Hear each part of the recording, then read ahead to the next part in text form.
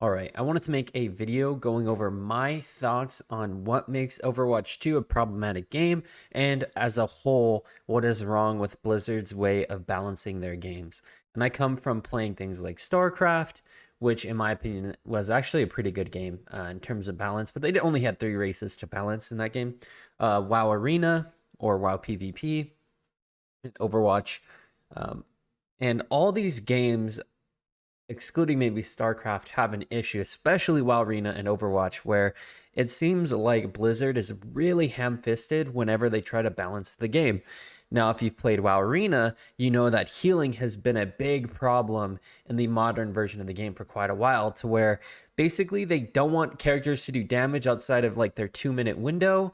And when your cooldowns are used and you didn't get a kill, the healing output in that game is just too high. And a lot of the time, you're not going to be doing anything for 2 minutes straight, waiting for your cooldowns to come up. And I feel like we kind of have something a little similar in Overwatch 2 in terms of tanks. Tanks are like the healers of WoW Arena, which is kind of funny. They're definitely not like the supports of Overwatch 2 when you talk about healers in WoW. And the problem with healers in WoW PvP is that they're impossible to kill because their healing output is way too high for one damage dealer to kill.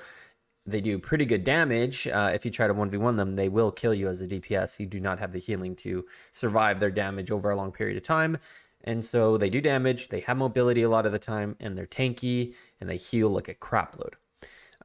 And that's kind of what I think of Overwatch 2 tanks, man. They are tanky. They a lot of times have mobility. They have one shots. They have high damage, high mobility, high tankiness. They have literally everything. They're the quarterback, the running back, and the linebacker all put into one freaking character. Whereas if you look at DPS, what do they have? Usually high mobility, high damage, but they have limited utility, if not no utility, and they have no way to heal, and they're not tanky. So they have clear weaknesses that you can punish, right? And then you have supports. If you have something like Anna, she does good damage, has good utility, and crowd control, but she is not tanky and is not mobile. So she has very clear things to punish.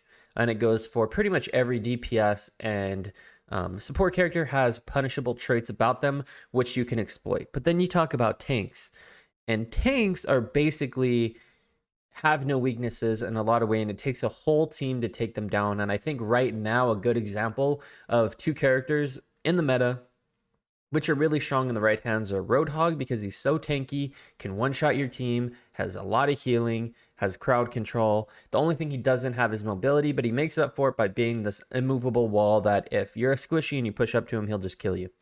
Um, and the same goes for kind of like Winston, where he can jump into your backline. He has a bubble which he can wiggle in and out of. The only thing he kind of is limited in is his damage, but he makes up for it with high mobility, high tankiness, and utility in terms of his bubble and his ability to play around it and punish your backline like Anna if he plays around his bubble correctly and doesn't get slept.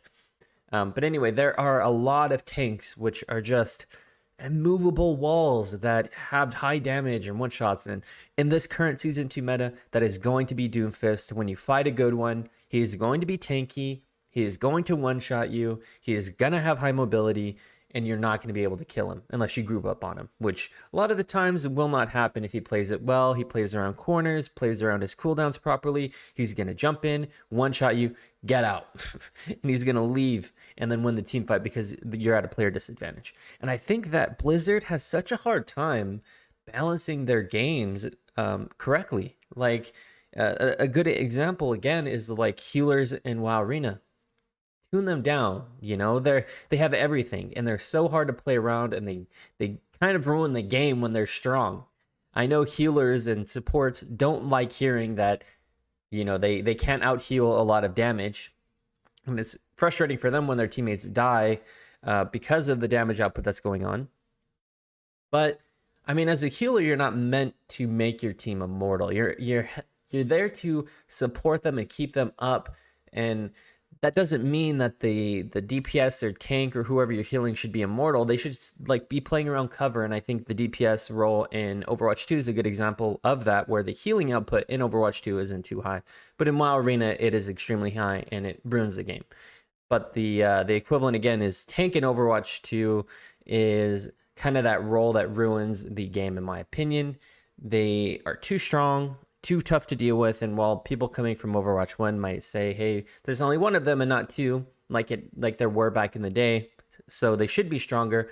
Again, I don't think that is the case. Overwatch 2 is fundamentally a different game in 5v5. You're no longer having tanks who are weaker now. Tanks used to be killable in Overwatch 1. Now they are not killable. And because of that, there's less support for your team in the back line, but now the front line is just two mega bosses fighting in the front line, and your entire team is trying to play around him. It's like Godzilla and King Kong going at it, and you're the fighter pilots like trying to help King Kong shoot down Godzilla a little bit, prevent Godzilla from beaming King Kong. You know, that's what it's like having King Kong is Winston and Godzilla's freaking Roadhog, and you're the little guys trying to stop Roadhog from pulling in your Winston and trying to lock him down and kill him. Right? That's basically Overwatch 2. And once you realize that isn't a healthy thing for the game, in my opinion. Now, what changes do I propose for Overwatch 2 in terms of tank? The tank role, in my opinion, should have tankiness, obviously, comes with the freaking role. Utility, maybe mobility, depending, like if it's D.Va or Winston, okay, they can have mobility, and maybe crowd control, but not very high damage. And the other things I mentioned, they can be flip-flopped. You know, if you want a character with high mobility and high tankiness, like Winston, then they should have limited, maybe medium utility, but limited damage, right? Limited damage and limited utility and limited crowd control. Maybe medium utility, maybe buff the bubble. But he shouldn't be doing that much damage. He shouldn't just be killing your backline. He should provide value by, for example, he can jump in, grab somebody in the backline and jump a short distance back to his team to try to drop this player in the front line. Like grab an Ana, throw her in.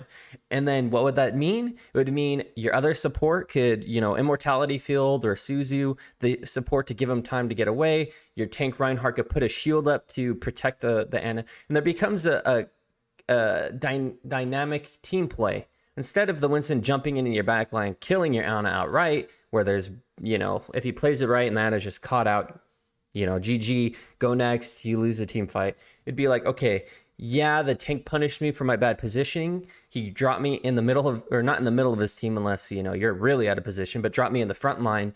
Now there is counterplay. My team can try to support me. Their team is going to try to capitalize on killing me. And it's up to team play and my mechanics to get me out of this bad position. Instead of, boom, you know, I'm a little bit out of position as an Ana. Doomfish jumps in, punches me into a wall. I'm dead immediately. Again, that is not good game design. There needs to be crowd control and utility that tanks bring to basically set their team up for success, right? As a tank, you should be absorbing a lot of damage, absorbing pressure, and then having some type of utility or crowd control to enable your team to get the kill for you. You know, I don't think that the tank should be getting the kill. I think the tank should be setting up the kill for his team. That way, it's up to your team to be paying attention, to capitalize on your crowd control or your utility of some sort. And it's up to the enemy team to respond correctly to that crowd control and react to save their teammate. And I think that would make the game way more fun. And we could do this with every character. You know, Monkey can grab somebody, throw him back into his team. Roadhog can pull somebody in and grapple them a little bit. You could have Junker Queen being a more aggressive, and she could have high damage and limited tankiness. I think Junker Queen is a good tank in the meta that I propose, because in my opinion, Junker Queen is not on par with other tanks, but if other tanks were built like I said, she would actually be pretty good. She would be the damage tank. She's not very tanky, but she has, you know, an anti-heal, some healing, and good damage. And I think she would be like, okay, I want to do damage this game. I'm going to play Junker Queen. Oh, I want to play Winston. I'm going to try to make some grapple plays. I'm going to play Roadhog. I'm just going to try to get some nasty hooks set up my team. But anyway, those are my thoughts on the issue with Overwatch 2 mainly, but also kind of the design philosophy of Blizzard games, where they just are really ham-fisted.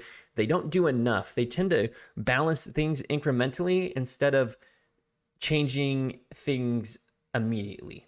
I think a good example is Sojourn. I love Sojourn. Whenever I play DPS, I play Sojourn. She's like my bread and butter. I come from freaking Apex and Valorant, and her right click is kind of like a little hit, like playing Valorant, just one tapping somebody, and then the left click is kind of reminiscent of Apex with the bullet projectile speed and everything. But again, what did they do with her? They almost buffed her in season 2 rather than nerfing her. Why? I get it.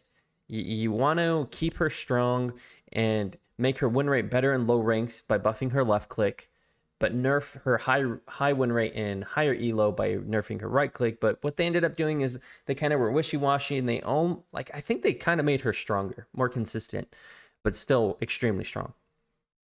Why, Blizzard? Why? All you have to do, listen to your audience. If people are complaining that Sojourn is a little too strong, then listen to what pro players and what people propose should be nerfs. Like maybe her right click. In my opinion, I think the left click change was good, but I think the right click should be nerfed a little bit more. And I think tank should be nerfed. But anyway, yeah, Blizzard has a hard time nerfing things. They either nerf him too little or too much, and they don't kind of go in the middle ground. And I think they tried to have a middle ground nerf for Sojourn, but they were a little too lenient. Okay.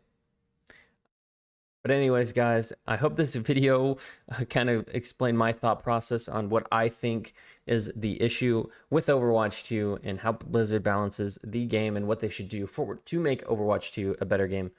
But anyways, guys, thank you so much for watching. I'm out.